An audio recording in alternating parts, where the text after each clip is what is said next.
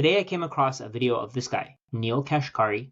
He's an American banker, economist, and politician who's the president of the Federal Reserve Bank of Minneapolis. So let's watch the video. I want to touch on cryptocurrencies. You've been a major critic. In fact, you talked about how cryptocurrencies are like a giant garbage dumpster at one point. I mean, with Bitcoin getting close to $100,000, how are you feeling about cryptocurrencies now?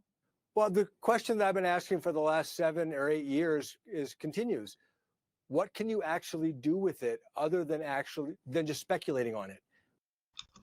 So this first part right here, if it's been 7 or 8 years and he hasn't found out the answer for this, either he's not digging hard enough or he's being paid to ignore Bitcoin. And I think that this comment comes from a place of fear. Let me show you what I mean here. I posted this tweet not too long ago. Bitcoin will do to the banking industry what Amazon did to brick and mortar shops, what Netflix did to physical media, and what Ford did to horse carriages. Banks will try to slow down the inevitable. They want the Ponzi scheme to go on just a bit longer. So what I mean by Ponzi scheme here is that banks are basically setting up a scheme, basically house of cards, using fake money, using debt, using all these different financial instruments designed to confuse us and to make us think that the financial industry is a lot more useful than it actually is. Let's go back to the video and see what else Neel Kashkari has to say about this. I understand it's an article of speculation, and that's fine. If people want to speculate on it, that's fine. They can speculate on anything they would like. Okay, so speculation. I think a lot of people have just been saying that Bitcoin is speculation. People have been saying that Bitcoin is useless. It's something that's going to zero. It's something that nobody even knows what the future looks like for it. I don't think that's true at all. And I actually want to show you a post from Oliver Velez on Twitter showing you how speculative Bitcoin really is. So we can see here. Let me remind you, Anons, Bitcoin is a speculative asset, as you can clearly see. Yeah, right. Okay, so we can see here. In the last year, Bitcoin is up 149%, gold is up 29%, S&P 500 is up 30%. In the last 2 years, Bitcoin is up 446%, gold is up 46%, 49% for the S&P 500. 3 years, 55, 38, 25. 4 years, 430%, 37%, 62%. We'll go a little further here. We'll go to 10 years, 24,000% for Bitcoin. Gold is up 116%, and the S&P 500 is up 186%. And since the beginning, so 14 years, Bitcoin is up 33 million% since it was first priced. Gold is up only 89%, and apparently gold is not speculative. People will want gold no matter what, and that's the belief here. The S&P 500 is up 390%. The amount of Bitcoin that you can buy now versus the amount of Bitcoin that you could buy back then with the same amount of US dollars is down 99.53%. So back here you could buy 0.0022 Bitcoin. Here you can buy 0.00001 Bitcoin, which is absolutely insane. So the same dollar can buy way less today than it could in the past. And I think that goes into this post from Bitcoin Magazine. Bitcoin has no top because fiat has no bottom. So the currency that Neel Kashkari and the Federal Reserve are creating is the US dollar. They print it out of thin air. They get to create it out of thin air because it's literally just pieces of paper. They get to print more, they get to create more, they get to add it to the economy, and they want us to use it. They want us to think that the dollar is not speculative, while Bitcoin is speculative. That's the goal here. The goal here is to get you to not question whether or not pieces of paper are worth saving your time, your energy, all of your life's work in. So let's go back to the video and see what else he has to say.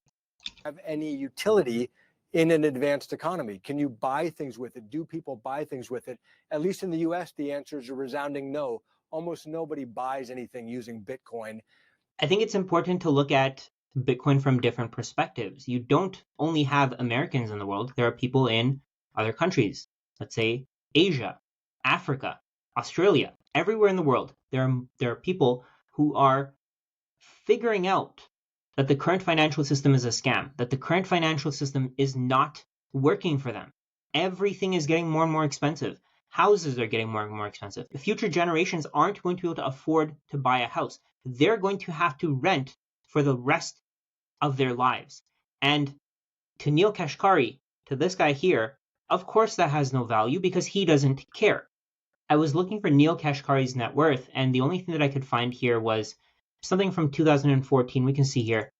He was able to spend $1 million of his own money on his campaign.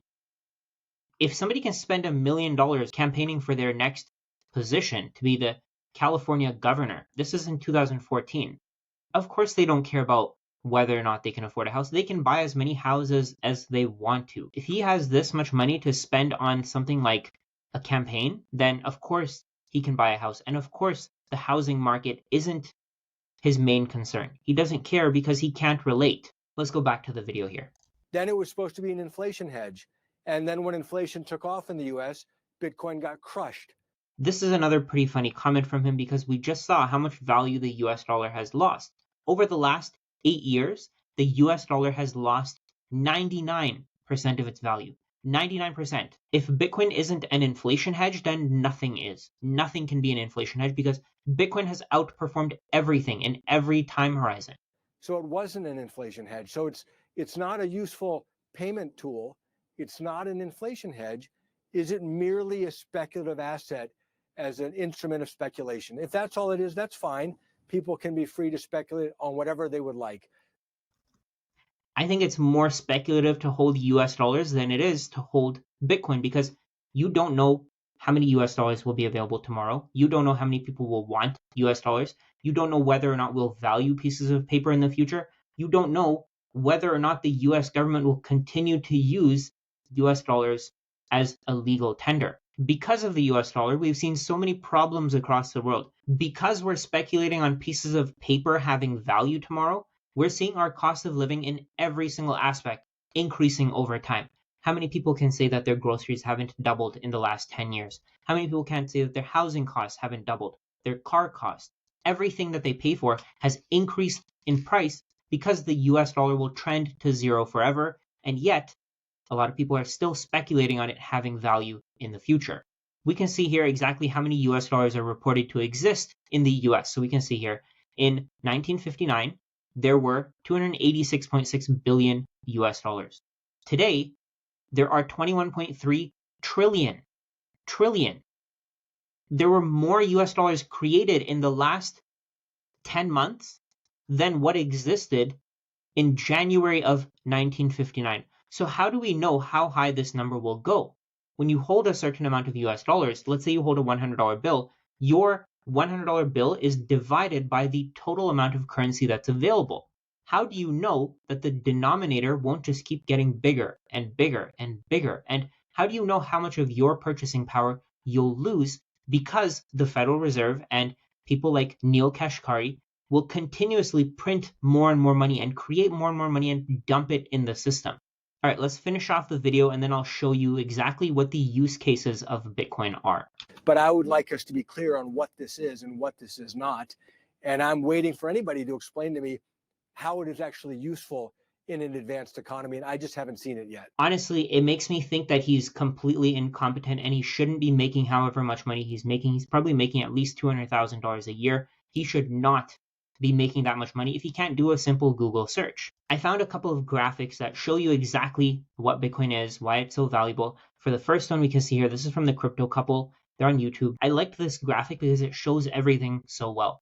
The Federal Reserve is probably going to try to introduce a CBDC, which is a central bank digital currency, at some point.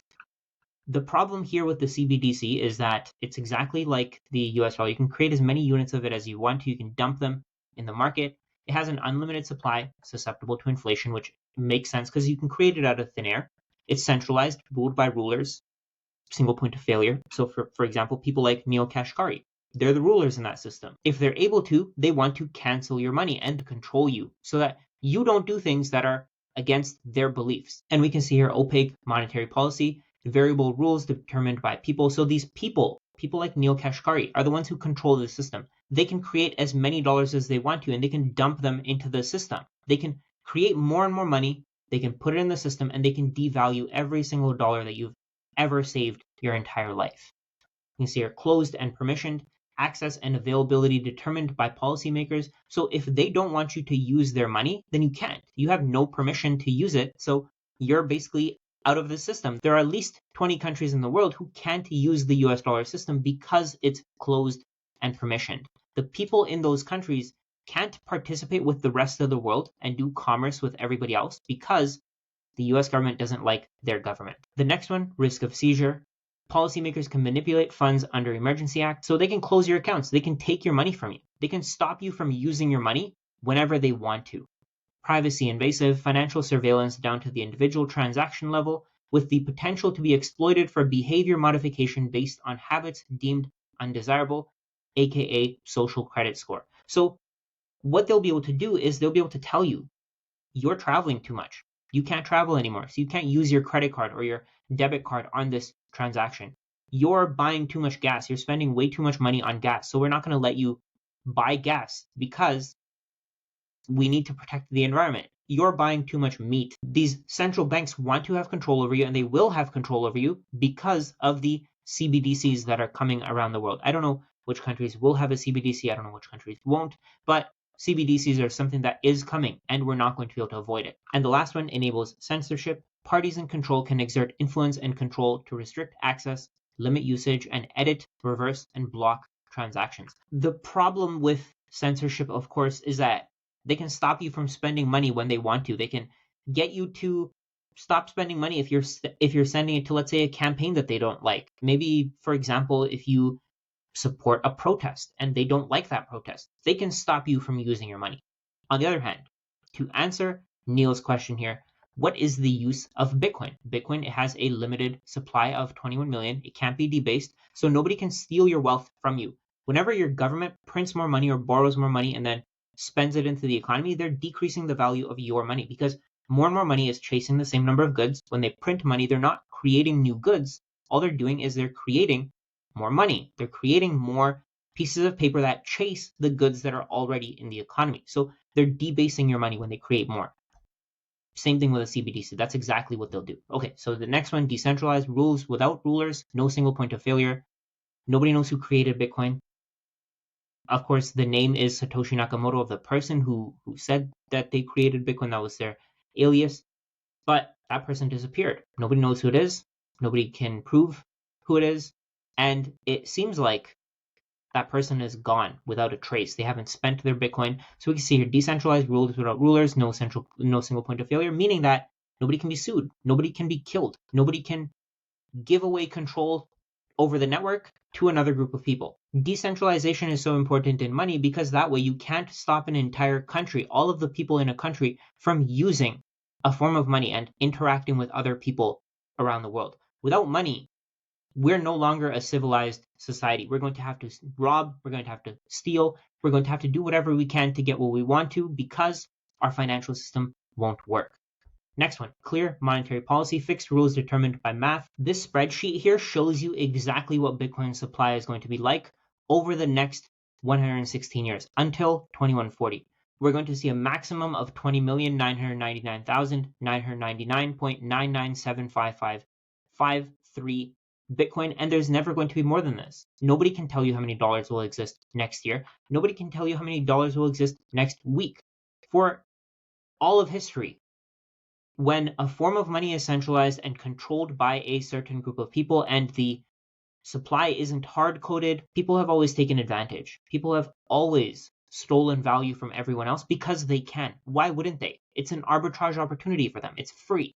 They can create as much money as they want to, and they can take our time, our resources, all of our labor, all of our energy, and they can use it in their own lives. If they print more money, they get to enrich themselves. They get to enrich their friends. They get to invest in companies that they know are going to be funded by their money printing. And that's the main problem here. That's the problem. The fact that you can have somebody else fully control the money supply and they can then use that control to enrich themselves. We don't want that.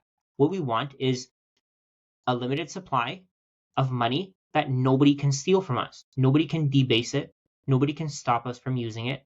Nobody can take it away from us. And we'll go back to the graphic here. We can see here, open and permissionless. Anyone, anywhere can freely use it. So anyone in the world can use it without having to ask for permission. Anyone in the world can use it no matter what their government does, no matter how badly their government is hated by other governments in the world. the individuals in that country won't be impacted. And this is extremely powerful. This is very powerful for the people who are living in tyrannical regimes. They're living in countries where they can't take self-custody of their assets because they're always at risk of having their assets stolen from them. And the next one, unconfiscatable, no risk of seizure if keys are stored correctly. And I want to show you an example of this in real life. A lot of people think that governments can take your Bitcoin, they can steal your Bitcoin, they can do whatever they want with it. But the reality is they can't. The Irish Criminal Assets Bureau was unable to access drug dealers' $378 million in seized Bitcoin. So maybe they got the wallet. We can see here the Bitcoin held in 12 wallets was seized from a drug dealer who claims that the seed phrases were lost in a break-in. So somebody came to their house and they stole their seed phrases. Who knows? Maybe the drug dealer actually still has access to those seed phrases, and maybe those Bitcoin will be moved at some point in the future. But unless you have the 12 or 24 words that control the wallet, you can't do anything to steal somebody's money from them. And in this case, we can see here, this Irish Criminal Assets Bureau has the wallets. They have them in their possession, but they can't even take the money out of them because they don't have the seed phrases to control and to access those wallets. This is the power that we need all of our money to have. Today, if you have your money in a bank account, if you have your money in a brokerage account, your money can be stolen from you. It can be confiscated from you. It can be taken away from you, even if you did nothing wrong. In this case, we know that governments can't do that. They can't take your money. They can't seize your money without you giving them permission to. They can't take your money without you giving it to them physically, without you giving your seed phrases to them. That's what makes Bitcoin so powerful. And that's something that Neil Kashkari, of course, doesn't want you to know. Okay, and the next one here, privacy conscious, pseudonymous. Transactions appear on a public ledger, but addresses are not linked to an identity. So if we take a look at mempool.space, we can see every single transaction that's ever happened on Bitcoin. If we go to the most recent block, we can see here, all it shows you is where Bitcoin came from and where it went. Where Bitcoin came from, where it went. Where Bitcoin came from, where it went. So if you, for example, wanted to look through this entire database and see every single transaction that's been done, you can go for it. You can do that, but you won't know who sent and received these Bitcoin. We have no idea who this person is. We have no idea who this person is. We have no idea who this person is or this person. We don't know who this is, who this is. People can have tons of money. They can have a lot of money and they can move all of this money across to other people without getting permission, without anyone else knowing. They can do whatever they want with their own money. So we can see here, for example, $118,000 moved, probably within minutes, for $5.44. If we scroll down, we can see $428,000 moved for $5.44 within minutes again. And this is something that is catching on. More and more of the world is going to figure this out. Transactions like this are going to be worth a lot more in the coming years. If we go all the way back, let's say we go to block number 1. In block number 1, we can see whoever contributed their time, resources, and energy to this network, they were able to get 50 Bitcoin. Back then, those 50 Bitcoin were worthless. But today, 50 Bitcoin worth almost $5 million. Over time, the thing is that when you hold Bitcoin, the value increases. Nobody can stop you from mining Bitcoin. Nobody can stop you from contributing your time, energy, and resources to this network and getting Bitcoin. So again, privacy conscious means that nobody knows when you mine Bitcoin. If you mine Bitcoin and you add it to your own wallet, nobody can stop you from doing that. This is something that's completely out of the control of governments. And the next one, censorship resistant. No one person or group of powerful people or governments can prevent anyone from transacting or edit or reverse transactions. If we go back to mempool.space, we can see here, all of these transactions were done in a decentralized manner. For example, 3,800 transactions, 4,300 transactions, 3,885, 3,966, 4,858. All of these transactions were done from person to person, and there was nobody in between, no central parties that had to facilitate these transactions. Some of these transactions are done to pay for goods and services. So if you wanted to move value to someone else, let's say you wanted to buy a book, for example, you can send your value to someone anywhere in the world. Anyone in the world can create value now. Anyone in the world can create digital products and get paid in Bitcoin without having to rely on banks, without having to rely on Western Union, without all of these institutions taking a cut out of your wealth. And to me, that's massive. For example, Visa charges 3% for all of your transactions. Most people have no idea this is happening. I know there are other parties involved, but let's say just the financial services industry takes 3% of every single transaction. What does that mean? People on average are paying hundreds or even thousands of dollars every single year to transact, and they don't need to do that anymore. For example, they can use the Lightning Network. They can pay for things nearly for free. There's almost no transaction fees on the Lightning Network. And you don't think that merchants are going to want to use the Lightning Network or Bitcoin if they know for a fact that they don't have to pay for transaction fees? This is going to change the entire world. This is going to change everything about how we see money and how money works. So if we go back to the graphic, we can see here, both of them are money. Both of them are digital CBDCs and Bitcoin. Both of them are durable. You can't destroy either one of them. Both of them are acceptable as value for goods and services. Both of them are portable. You can send both over the internet. Both are divisible and both are uniform. This is what we need money to have. These are the characteristics that the entire world needs money to have. And I want to show you just one last graphic here. Bitcoin has no founder. Bitcoin has no ruling foundation. Bitcoin has no pre-mine. So a pre-mine is where there's a group of people who can create Bitcoin before it goes public, before everyone else is able to participate. The software, the network was all public. Anyone could use it. It was open source, so anybody could use it. Of course, there were people who had an advantage. For example, the people who started using it right at the beginning, for example, the people who mined block number 1, they got 50 Bitcoin for basically doing nothing, for just running a laptop, for running the software. And over time, more and more people joined the network, more and more competition came up. And of course, the people who were early got a lot more Bitcoin than everyone else, but they did contribute their time, their resources, their energy to something that had no value back then. So if we take a look at the value of this transaction, it was $0 then. Today it's worth 5 million, but that's only if you held the Bitcoin for 16 years. Now, if we go back, Bitcoin has no insiders. Nobody can manipulate the network. There are no initial investors, so nobody was in Bitcoin ahead of everybody else. The first block was mined on January 3rd. The second block was mined on January 10th. The information was sent to a group of people. Somebody named Satoshi Nakamoto basically sent an email with something called a white paper, and he told everybody, they told he, she, whoever it is, they told everybody about their idea, and those people had their own choice whether or not they would want to mine, whether or not they would want to participate in the network. So we can see here, no insiders, there's no initial investors, no office, there's no building in New York, for example, on Wall Street that tells you this is where the blockchain is. That's not the case here. Anyone in the world can run Bitcoin. There's no specific location. There's no website. There are people who create websites for Bitcoin. Let's say, for example, Mempool. Anybody can create a website like that. Anybody can create a blockchain explorer. That website is privately owned by someone. There's no specifically Bitcoin owned website because there's no Bitcoin company. The next one, Bitcoin has no paid executive team. All of the things that are happening in Bitcoin are done by people to spread awareness. For example, I'm making videos online. I'm telling people where Bitcoin is going. I'm not getting paid by the Bitcoin network. I might get ad revenue, for example, from posting videos on YouTube. I might get ad revenue from posting on Twitter. I have other things that I do to make money, but I'm not getting paid by Bitcoin. I'm doing this based on my own choice. I could be promoting other coins if I want to, but I don't think that they're going anywhere. I think Bitcoin is the future, and I want you to know about it. The next one, Bitcoin has no marketing team. Of course, people are marketing it because they see the value in it. I see the value in it. I want you to figure out what it is as well before all these institutions figure it out, before people like Neil Kashkari figure it out and buy $1 million worth of Bitcoin. Do you think that this person who's completely ignorant to what this is deserves to own so much Bitcoin? I don't. I mean, I wouldn't be surprised if he owns Bitcoin already and he wants people to think that he doesn't understand it. Of course, that makes sense because he's making so much money from pushing his own product. He's getting paid with printed money. There's no marketing team here.